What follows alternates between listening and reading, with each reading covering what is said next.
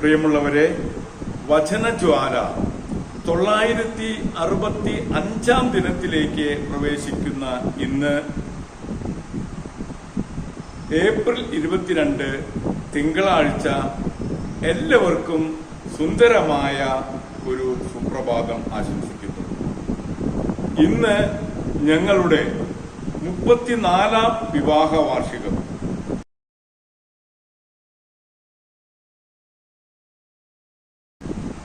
ദൈവം ഞങ്ങൾക്ക് കനിഞ്ഞു നൽകിയ ചെറുതും വലുതുമായ എല്ലാ അനുഗ്രഹങ്ങൾക്കും ഞങ്ങൾ പ്രത്യേകം നന്ദി പറയുന്നു.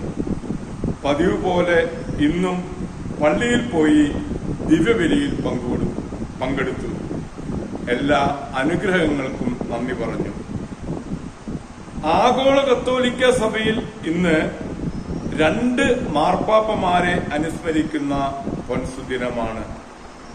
വിശുദ്ധ സോത്തർ മാർപ്പാപ്പയെയും വിശുദ്ധ കായിയൂസ് മാർപ്പാപ്പയെയും.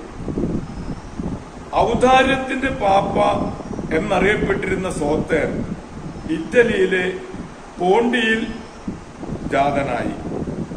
സോത്തേർ എന്നാൽ വിമോചകൻ എന്നാണ് അർത്ഥം.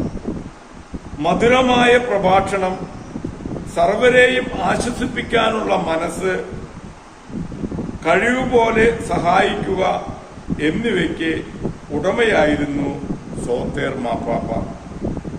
4 കൊല്ലത്തെ തിരുസഭ ഭരണത്തിന് ശേഷം രക്തസാക്ഷിത്വം വരിച്ചു എന്നാണ് പറയപ്പെടുന്നത്. സലോണയിൽ ജനിച്ച കായിയൂസ് ഡയോക്ലീഷ്യൻ ചക്രവർത്തിയുടെ ഒരു ചാർച്ചക്കാരനായിരുന്നു. വിശുദ്ധ എവുറ്റിക്കൂസ് പാപ്പായുടെ പിൻഗാമിയായി മാർപ്പാപ്പ സ്ഥാനത്തേക്ക് ആരോഹണം ചെയ്ത കായിയൂസ് പാപ്പ 2 കൊല്ലമാണ് സമാധാനം അനുഭവിച്ചത്.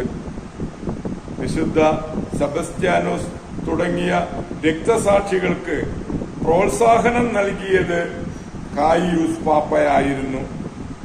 12 കൊല്ലത്തെ ഭരണത്തിന് ശേഷം കായിയൂസ് പാപ്പ ദിവംഗതനായി.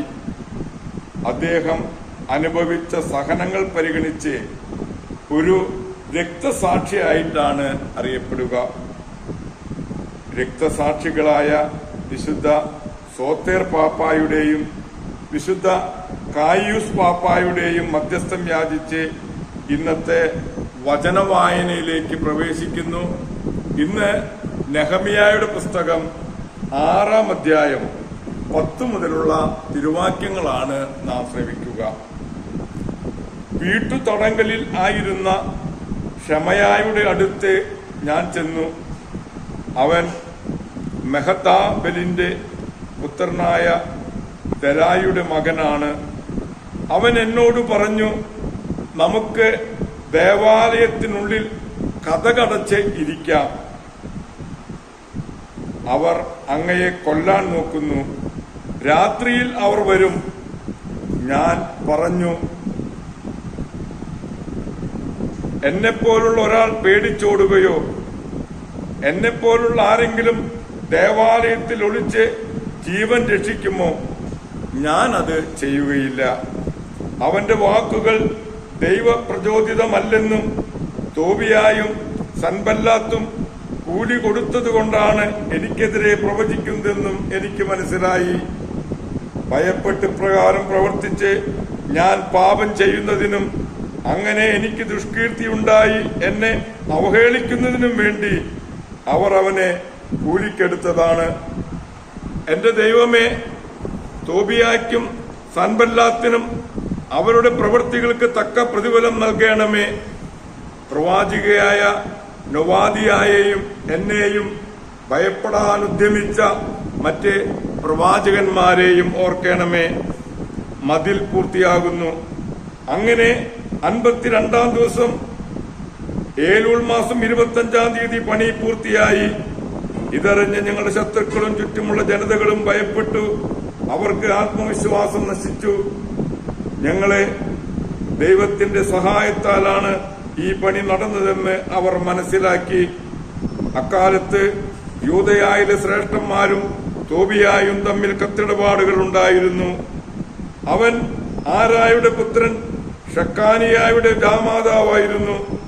തോബിയായുടെ പുത്രൻ യോഹന്നാൻ ബെറേക്കിയായുടെ പുത്രൻ മെഷുല്ലാമിന്റെ മകളെയാണ് വിവാഹം ചെയ്തിരുന്നത്. അതിനാൽ യൂദയായിൽ പലരും അവന്റെ പക്ഷത്തായിരുന്നു. അവർ എന്റെ മുൻപിൽ അവനെ പ്രശംസിച്ചു.